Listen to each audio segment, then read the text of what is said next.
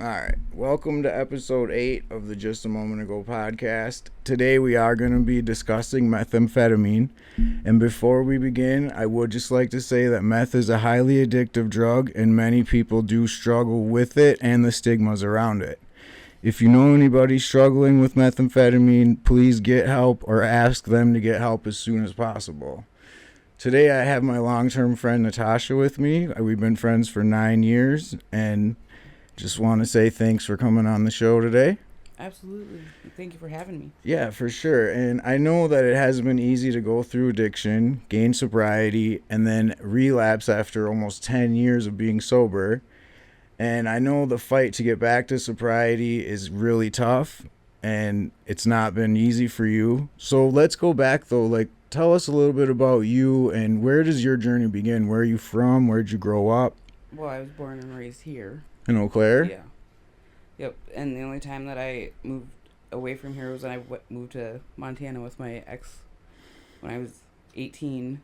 And I lived there for 6 months. And then I moved back here because my mom's health started getting bad and needed my help with my younger sister. How old were you when you moved? I was 18 years old.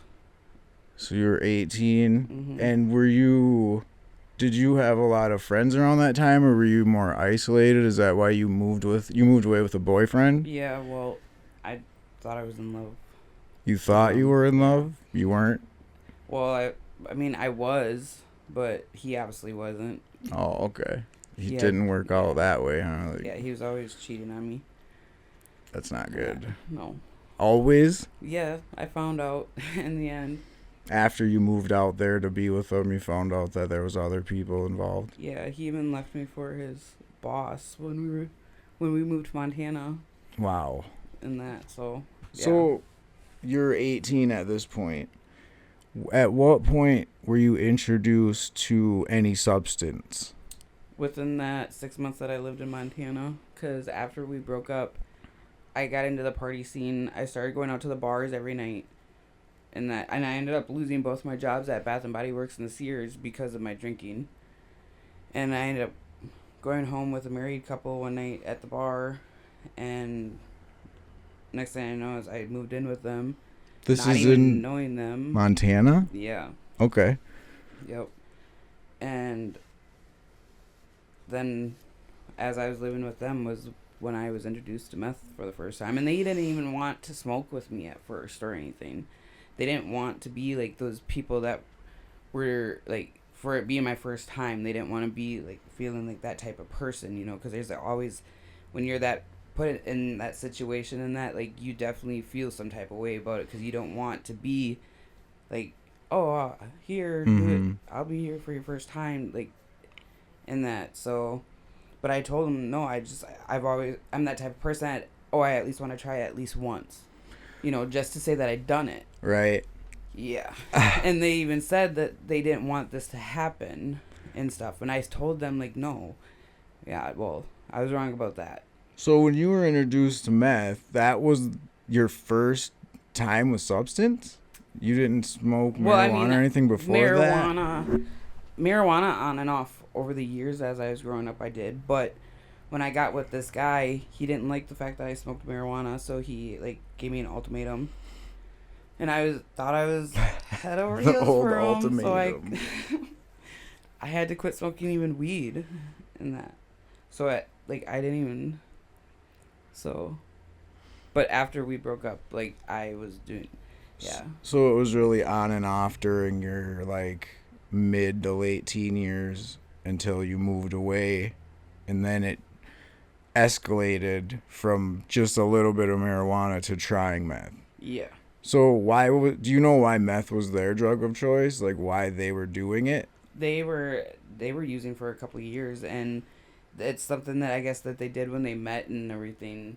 And they have, like, had their times where they get sober and stuff, but the husband, every time for some reason after he would get to a certain point because they would drink a lot too. Right. And once he would reach to a certain level of being drunk in that, like, he would reach out and get the drug, and then he would bring it home to his wife, and she would get mad at first in that, but then she would be, oh, let's get high in that. How long did that take? A few minutes before she changed her tune? Yeah, like not long at all. Like Right. it was ridiculous, but I mean, I did it for the first time then. So what do you remember what it felt like the first time that you smoked? I mean Man, meth, the first high? I was cleaning their house like a motherfucker. I was doing loads and loads of laundry and that. Like, I was on the go. Like endless Yeah, energy? like, yes, it was crazy. And then the come down, though, oh my. There's a picture somewhere that she has of me falling. Like, I fell asleep sitting up. And that had my head resting on my hand and everything. Like, there's literally a picture. I will look for it. How long did you go for? Do you know? Like, it was like at least 2 days. Like that, yeah, you're gonna come down hard after that. Yeah, it was, and for the first time, like, oh my gosh, they even were laughing at me and stuff. So they were like, "You need to slow down," and I was like, "I can't." I was like, I try to sit down and like take a break, but I just can't. Then there's like something that this could be done. Da, da, da, da. And, like, the kids' room even got cleaned, and the kids came home from school and they were like, "Where's all our stuff?" And I was like, "Your room's clean. Like, right. Your stuff is where it belongs. You just gotta look."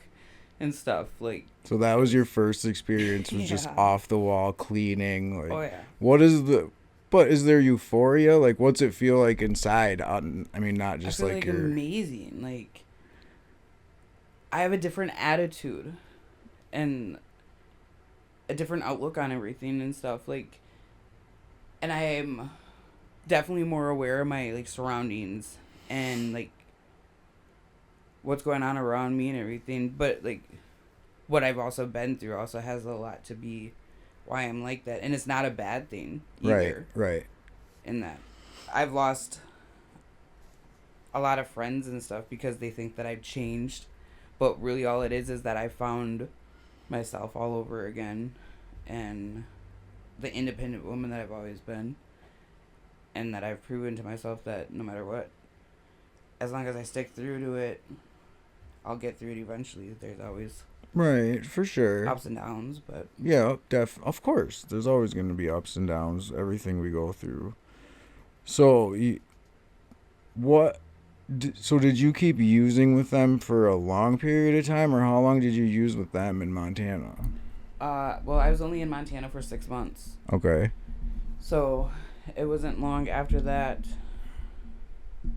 I got high again, but not with them. Like, I went somewhere else with like somebody I just met, with a couple of my other friends from somewhere else, like on the other side of town, and we went and got high with their friend, and it was just like a bad time. Like, I don't know, it wasn't like I felt good and everything, but like what was going on around me was a bad like vibe and everything. Right. And so I called my mom, and I was just like, I broke down to her, told her what happened, and she's like, well, I can wait till Kmart opens to send you money, because Kmart was still open then, so she could Western Union the money. And she's like, so I'll go into work late, or not go to work at all, so I can come and send you the money so you can get a bus ticket and come home. And so I said, yes, please. And that's what she did. Once Kmart opened, she sent me the money to move back home. And I got on the Greyhound to come home. And then got attacked by a drunk guy on the Greyhound bus. From where I got on to the first stop to change buses. You got attacked? Yeah, by this drunk guy because he wanted to sit by me and like. Oh no! Oh my god, it was. And you didn't want it? No, and the bus driver couldn't stop and everything, and so but they had the cops waiting at the next stop. Really? Yeah. And he was harassing you that bad, or you told him to call? No, I was the only one in the back, and the bus driver kept watching, like in the mirror and that, like. But he even said, I couldn't. He's like, I had to get, but they had the cops there. Dude got arrested and everything. Nobody else on the bus said anything? Well, no, they were all just like, I don't know, they just didn't want to deal with it. Like, they were like, this guy is too much. So the cops were like, well, we need your statement and everything. And I looked at them. I said, look, I said, after what I've been through, I was like, at this point, I just want to get on the bus and go home. I was like, I want my mom. Right. And everything. And I was like, can I email you my statement? And they were like, yeah. So I did. And then they came back with, well, if you want to follow through with charges, you're going to have to travel back and forth. I ain't going to travel back and forth to Montana for court. So I was like, whatever. Karma's a thing, and karma's going to happen. Like, he did go to jail for whatever, for it. But I don't know, like, what happened after that. Right. You don't know what the charge was. But karma's karma. And, like, when people do bad, it always comes back and bites them in the ass one way or another. When that drunk, belligerent stuff is... usually comes back around on people eventually. Right. Eventually they do it to the wrong person or in front of the wrong person, and they will find out. Yes. One thing though, you said that you got a lot done, you cleaned, you felt good, but isn't there also a paranoia that comes with meth use, or is that later on in meth use? How does that on. When as you the more you continue to use it and everything, especially on a daily basis, because like I'm a daily user, like when I do use and stuff, right? And the more and more you use it and everything, you definitely create this paranoia. I hardly ever leave the house. You mean now, since you've relapsed? Yeah. So it definitely gets worse over the years. So you used and then you had sobriety for 10 years. Yeah. And then you relapsed, you said a year and a half ago? Yeah. So what led to that what was the reason for the relapse there?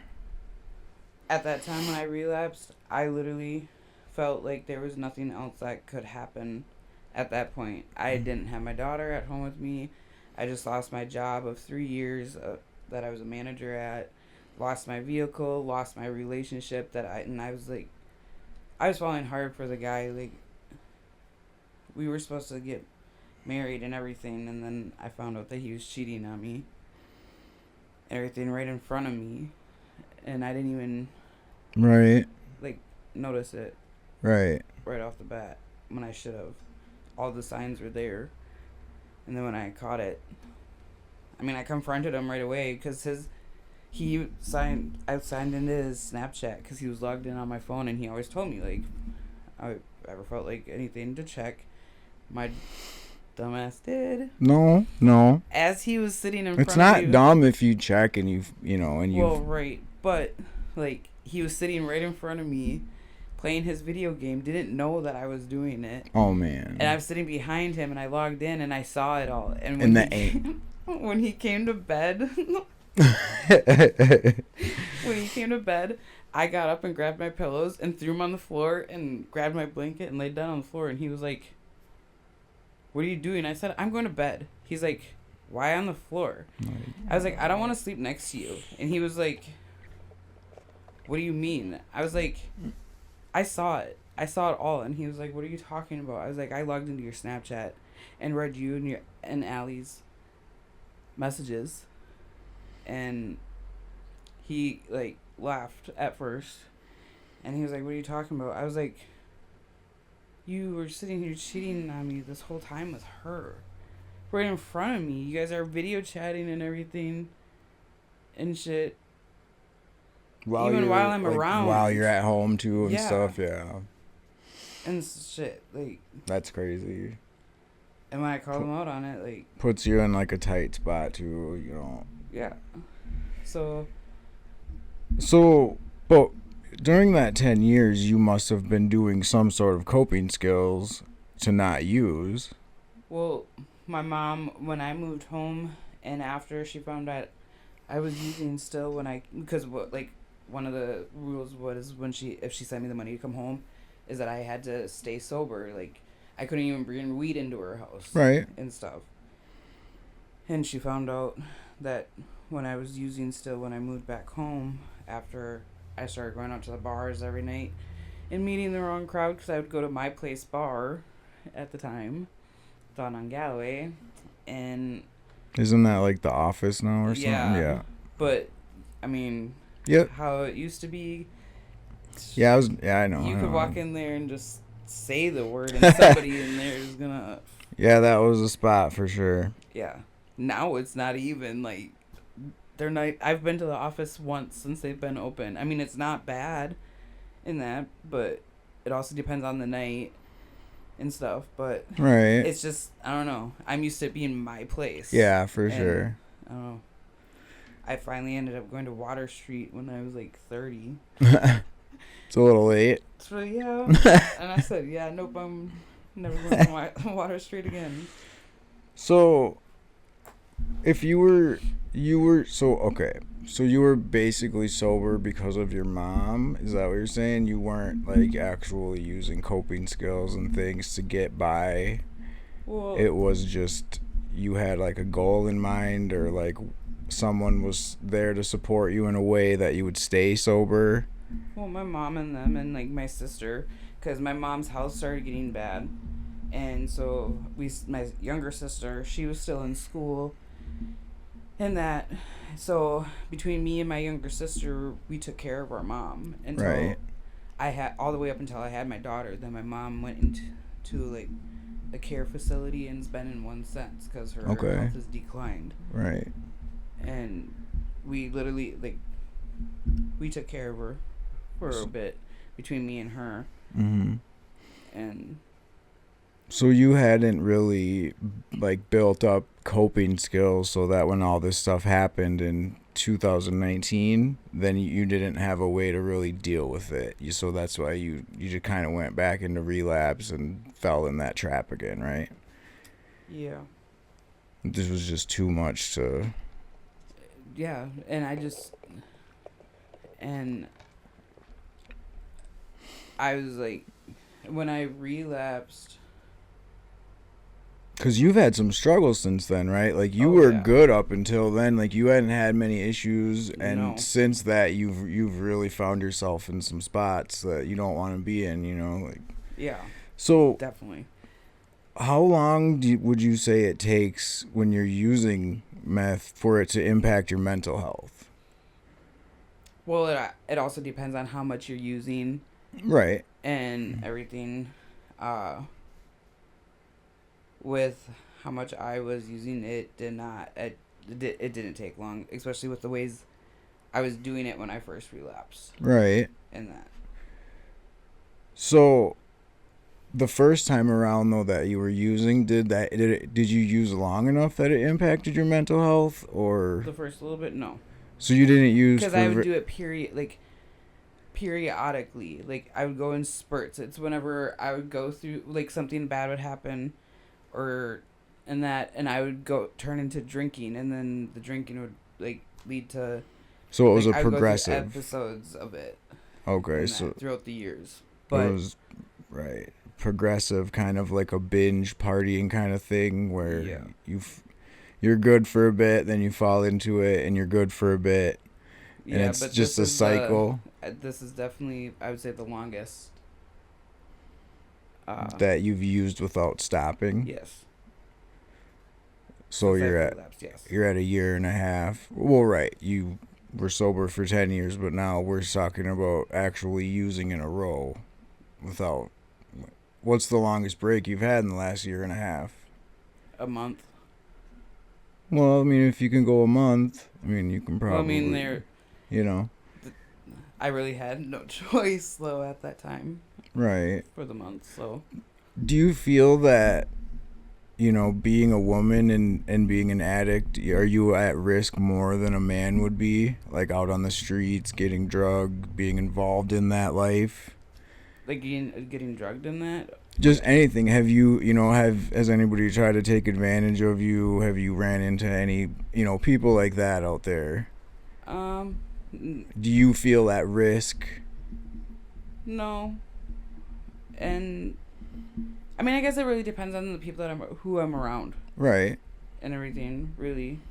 But usually I'm around just the same people all the time. There's very few select people I see and actually like. So you're not using with like different groups of people. You're No. using with kind of. Well, I mean, in the beginning, I did a little bit when I first relapsed. I did it with more like different people and everything, and then doing that caused things to happen Right. and allegations and everything. Mm-hmm. So after I took the month's break, I was able to do a lot of thinking and everything. So I changed. I didn't really change who I was around or anything, but I definitely limited. Right. And that I definitely am more like homebody, self-enclosed, and like, I don't know. Is that you being a homebody, or is that also part of the high being a homebody? Both, Right. because now it's just because I don't know who I can and can't trust anymore. For sure. In that, especially after taking the month's break, Mm-hmm. opened my eyes a lot. Because that was the first time. And Right. except for And 3 days before that, like prior to that, but when you say take a month break, you're talking about you really didn't have a choice. right, You were being forced to take this jail, break, right?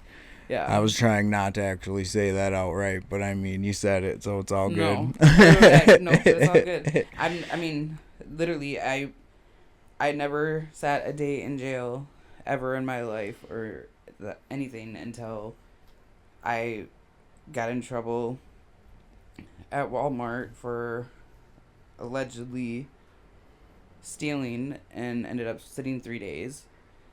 And I was on probation still at the time Mm-hmm. for prior charges back in 2019 that had to deal with my daughter.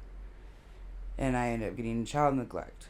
And I had 3 years probation and everything. And this literally, on Labor Day, when I ended up in jail, that was my first violation the whole time I've been on probation since 2019.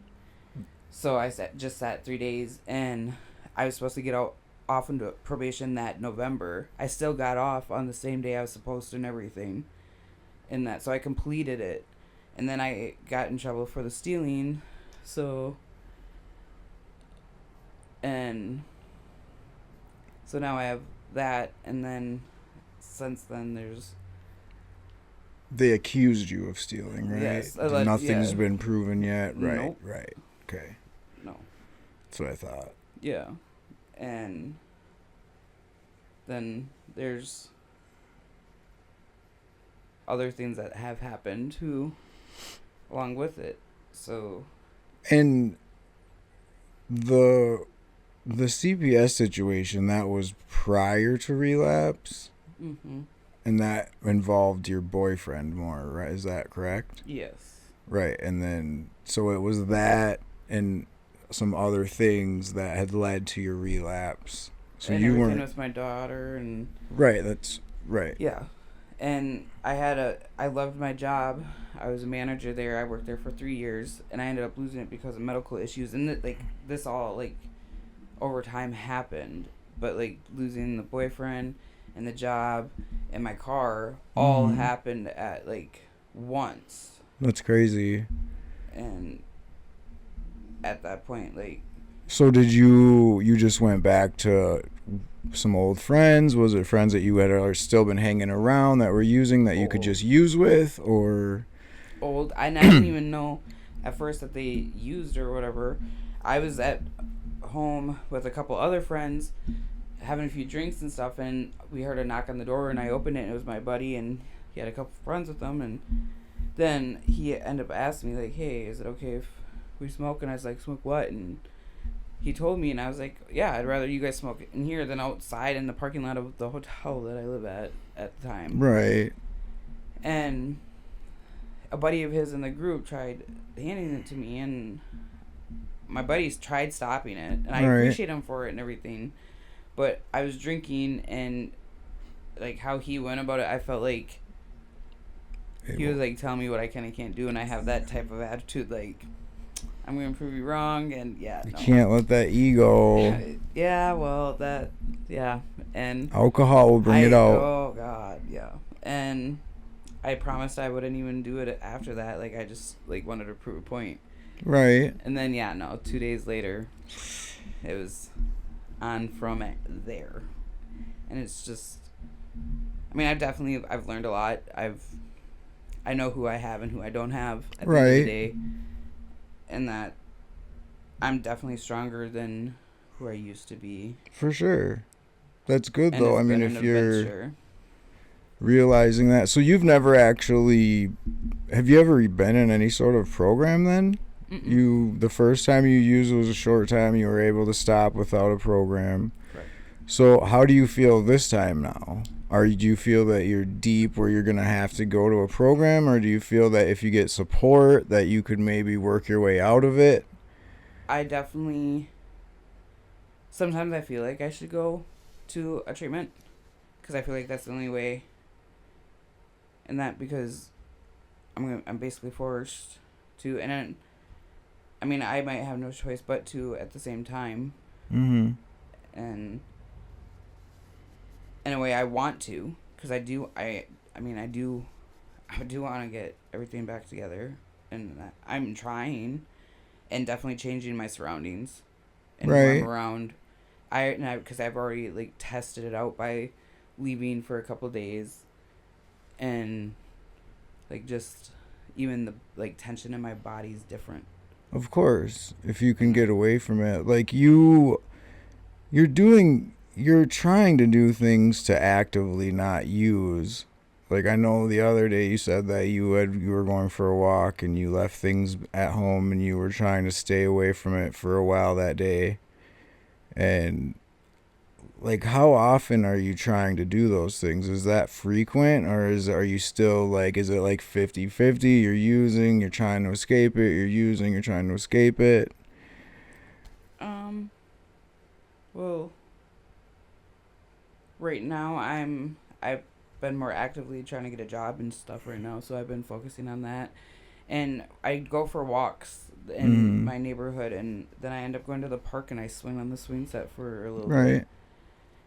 And I leave my cigarettes and everything at home. The only thing I take is my phone and my earphones, and I listen to my music and I enjoy the walk. And I do it just like at sunset too, so this like it's so pretty. And the different animals you see, I've seen ducks and I've seen like a group of 15 deer the one day. And up by Mount Simon. Even one day when I was swinging on the swing set and everything, I happened to look over and there's that tree line right there. There was 2 deer walking right there. Like I could have like they were 2 steps away, and I was just like, oh my God. I stopped even just so that like they would walk by. They probably would have let you. Oh, it was so amazing. And I eventually want to go to the top of the world, like way before sunset, and actually be able to see like the whole thing and capture it. Like, it would be, at sunset, that would be a good picture. And do it like in different sets.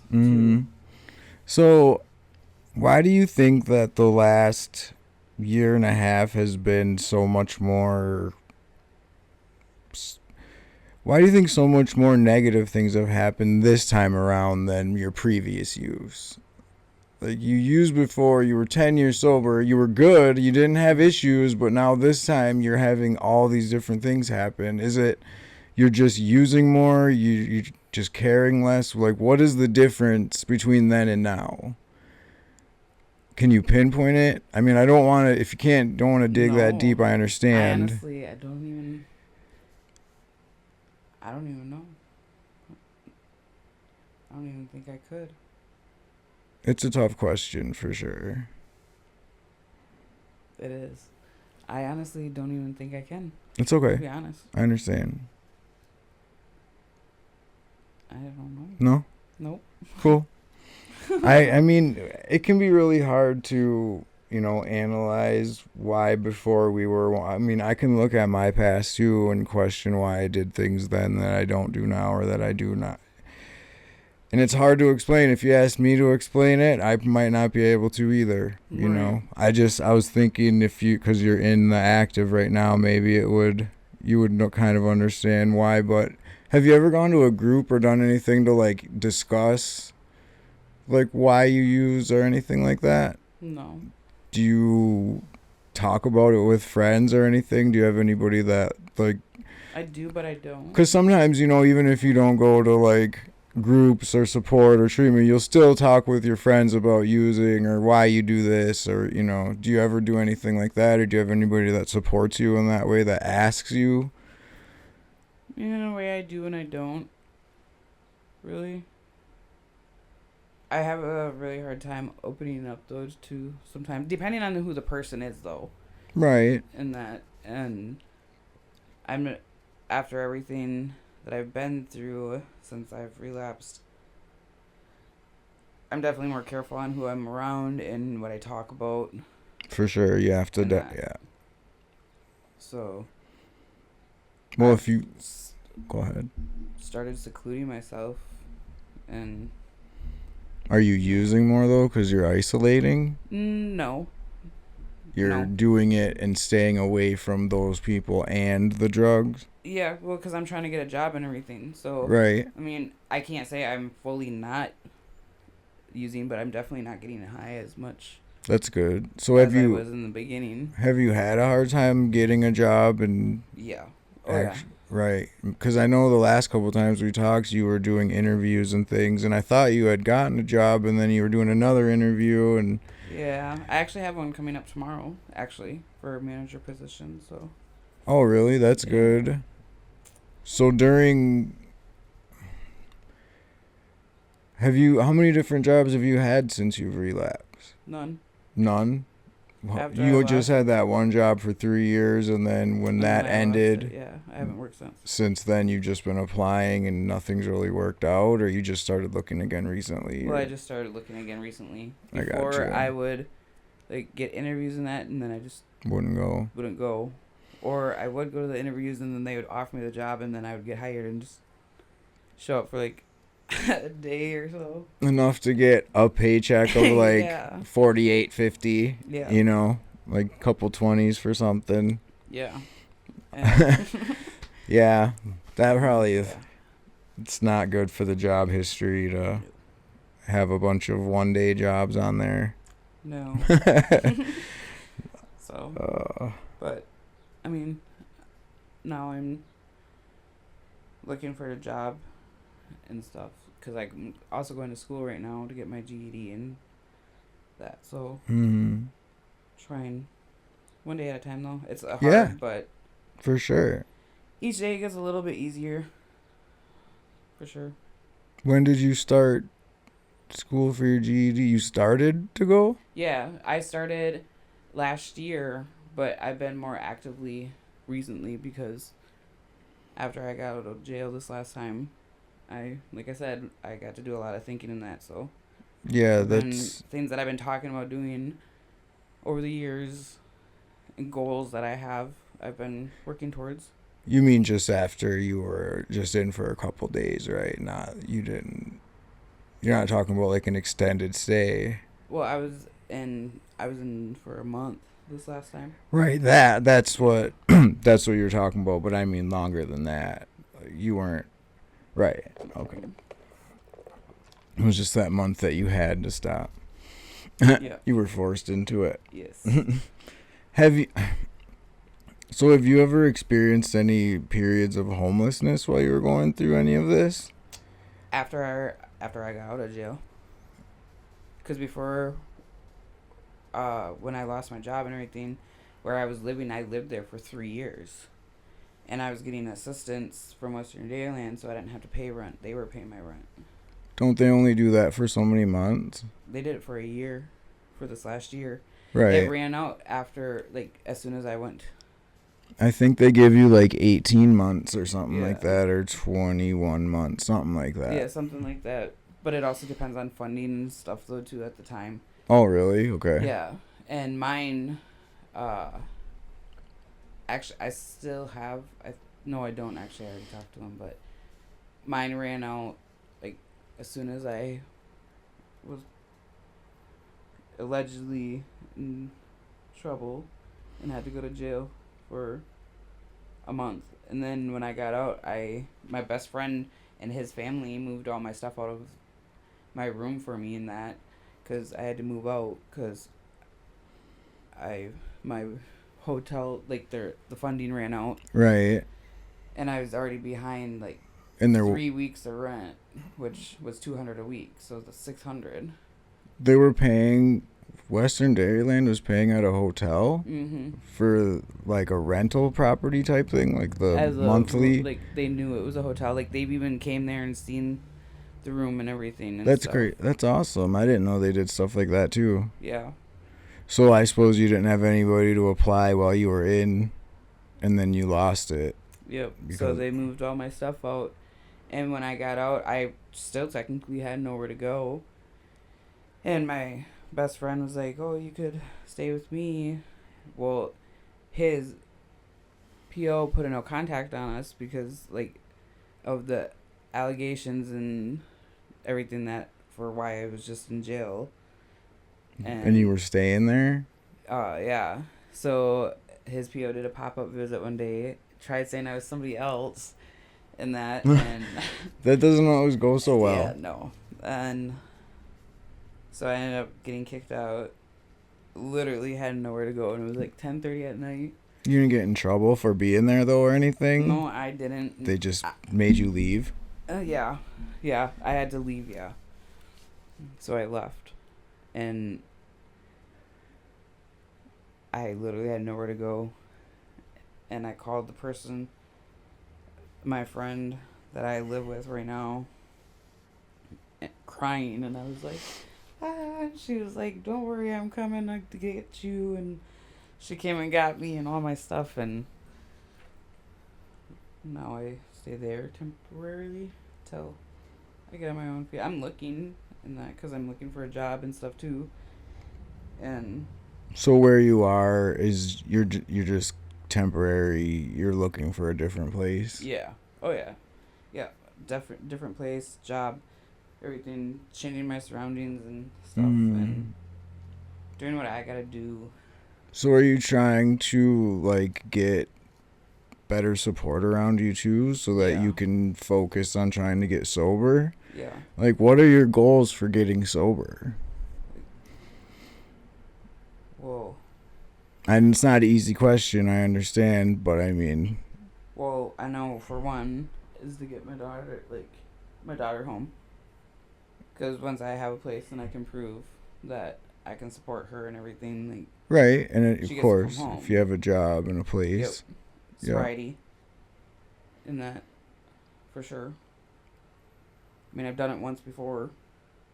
Right, but at this time you're not gonna have mom to help you make sure you're sober, though, are you? You're gonna have to actually learn some coping skills and learn how to actually, because I don't know, you said you used for how long did you use the first time?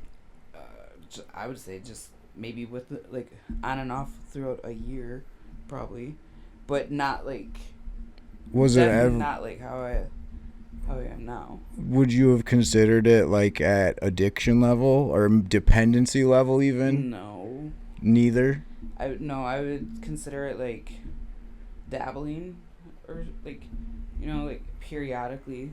So you never went through any sort of withdrawal from it during that period of time? No. Now I definitely, Right. I'm just thinking, because during that 10 years, if you didn't go through withdrawal, so did you have cravings during that 10 years at all, or was it easy just to kind of not worry or think about it? I would think about it. Right. Like, if I was having a bad day, I'd be like, fuck it, I might as well just go back, like, and shit, but I wouldn't. I would always talk myself out of it. Mm-hmm. And for some reason at this point, when it happened, I don't know, I couldn't talk myself out of it. Right, and see, so, and I mean, now when you get sober, which I hope you do, I really hope that you figure out how to get sober, but The coping thing, you'll have to go to a group and learn how to get some coping skills, and it's hard because when you actually go through the withdrawal and you have cravings are very hard to explain to people. Like, it can be hard to explain how in all these weird situations the first thing that you think about might be a drug. And you know what I mean? Right. Like, people have a hard time wrapping their head around that. And if you've gone through addiction and gone through withdrawal, you know how often it pops in your head, even after a long period of time of not using, you know. Even for me, after I haven't used for a long time, and there'll still be moments where I'm like, why are you thinking about that? Don't be thinking, you know, that you can't do that. It's not who you are. You can't do that, you know. That's how I used to be in that throughout the 10 years. But then So you did have craving moments like that where whenever I was having a bad day. Yeah. And that felt like the world was ending type day. Did you were you 100% sober or just meth sober? Just meth sober. So I smoked weed. So right. So if you had a bad day, did you coped with weed? Is that what? Oh yeah. Okay. Yeah. Right. So then still using, because I did that a lot too. I understand that coping with weed. It's when you learn to cope with weed, when you get off of a hard drug, then you still have to learn other ways to cope. You know, it's really tricky that way. Yeah, it is. Going to treatment and getting through all these different steps and programs and stuff, it's a long road. I mean, I was even honest with my doctor in that, so like we've talked about different options that I have too, and yeah, that recently or yeah, last time I saw her was a month ago. I actually have a visit coming up here soon, I think, in that, but yeah, I got myself back into the doctor, so that's good. So you're gonna try to get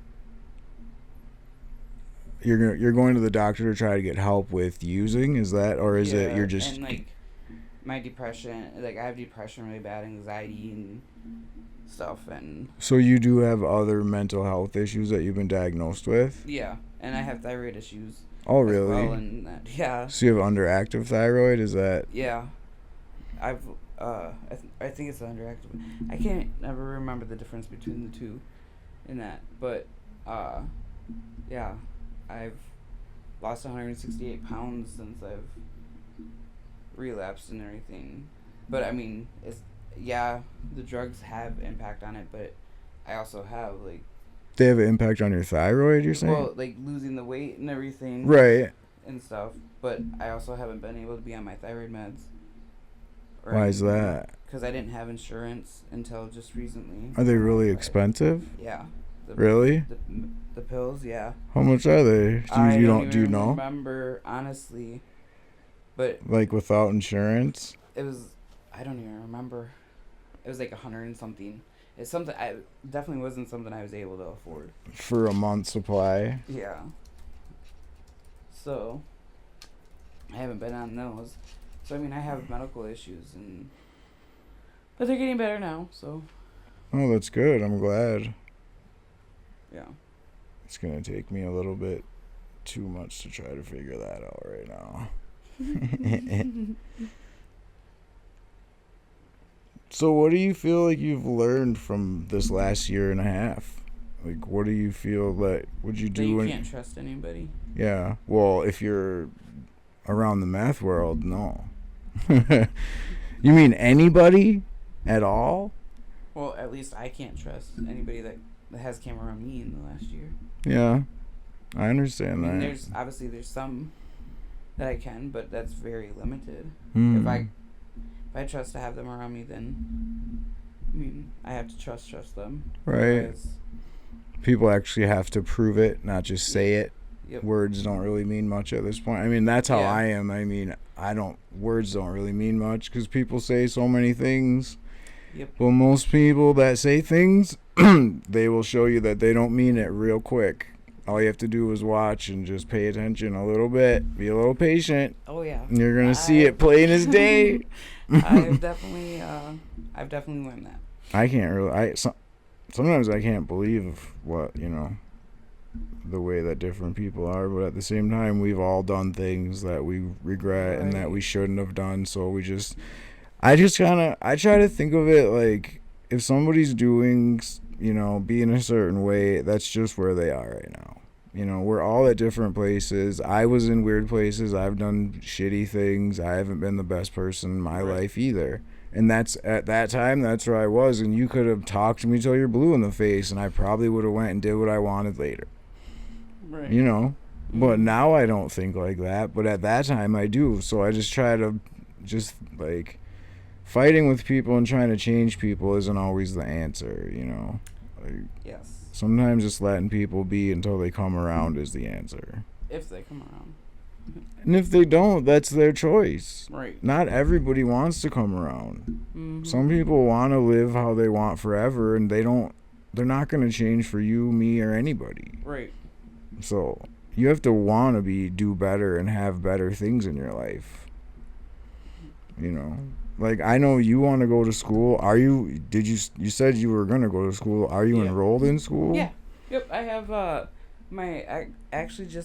just signed up for the fast track that they have, I think in July at the tech for me to get my GED within like a couple of days instead of over time. So I just got signed up for that. And then up until then, I think for like till next month, I have classes throughout the week.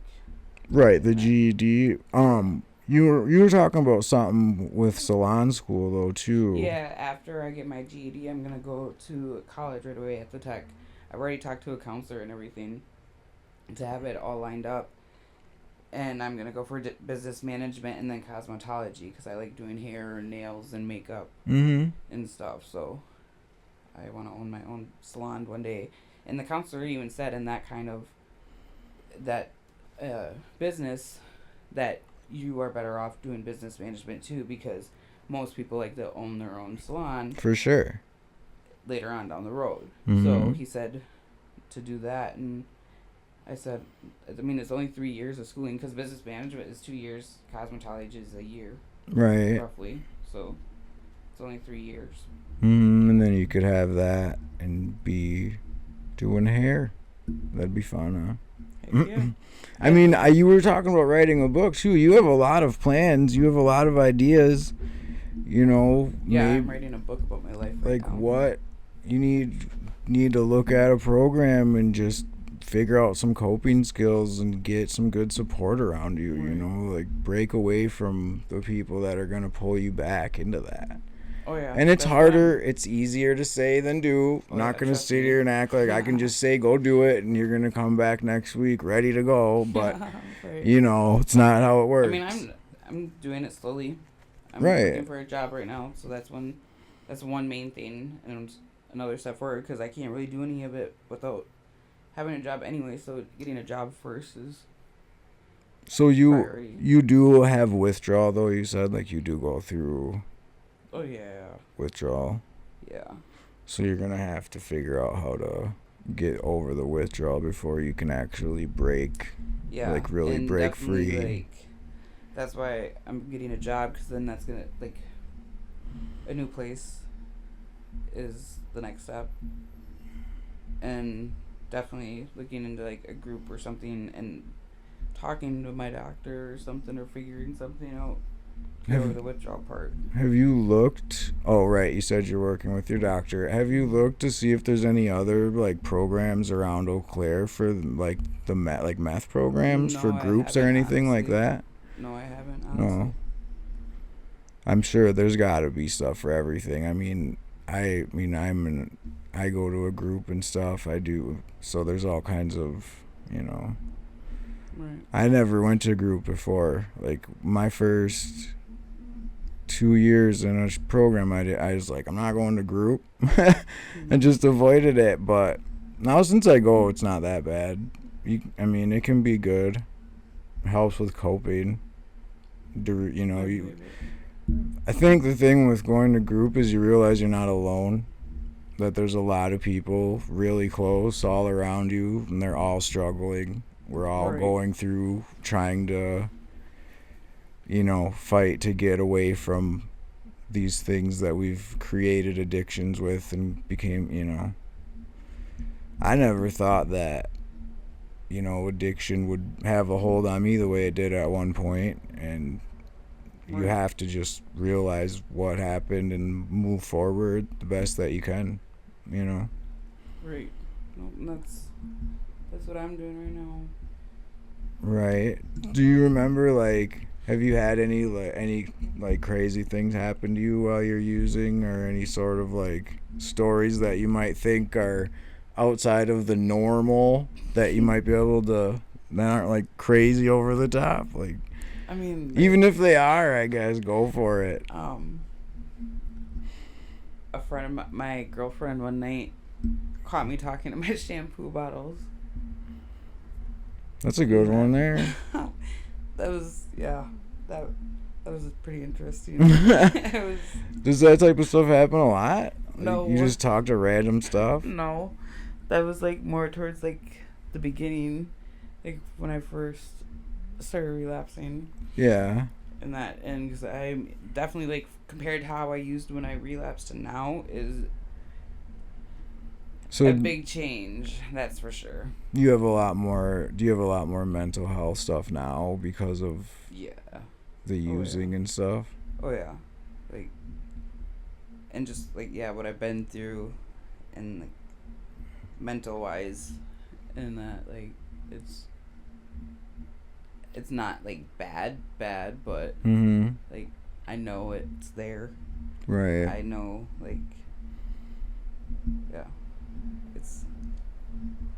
but I'm working through it and everything. And moving forward still. Right. It's all that matters. Oh, for sure. That's all we're all trying to do is move forward. Heck yeah. So was there anything else? That look you gave me was oh man, something crazy was coming. No. Just sitting here and just thinking all the stories and everything, the different people I've met, and situations I've been in that in the last year and a half. Some of them are fun. Most of them are fun, actually, but then there's the bad ones. And those ones are are they the type of bad that very negatively impact you though, or is it just minor bad? No, impacted, yeah, place of living, allegations, right, and everything. See, when I think back on what you're talking about, it is weird to think about the people you were around, some of the choices that you made and walked away from, and maybe didn't get in trouble, didn't have anything bad happen to you, and you just kind of are thankful that you didn't have anything happen. But if you're still in it, in your case now, you might have to be in one of those situations again unless you figure out how to get out of it sooner than later. Right. Where I'm in a program trying to stay away from that, so I shouldn't find myself in those situations unless I have a crazy relapse day, which I don't think I will. I don't see that happening, but you can't say never, of course. Right. You would, that's not how the world works. So, but yeah, I don't know. Can't go back and change it. No. It's crazy. Do you have anything else you want to share with the world today? I don't think so. No? Not today. You're good? Yeah. Cool. Well, thank you very much for having the courage to come on here and discuss this with me. I know it's not an easy topic to talk about, and with you having, you didn't really have a lot happen, and then this last year and a half you've really had a lot of things go on that have impacted you. So I appreciate that you were open to come on and have a discussion. Thank you for having me again. Yeah, and anytime you want to come on, we'll have another conversation. I have stories. That's awesome. So, thank you for watching. Please like and subscribe. Stay safe, stay happy, stay humble, stay healthy, and make good choices for you and the people around you.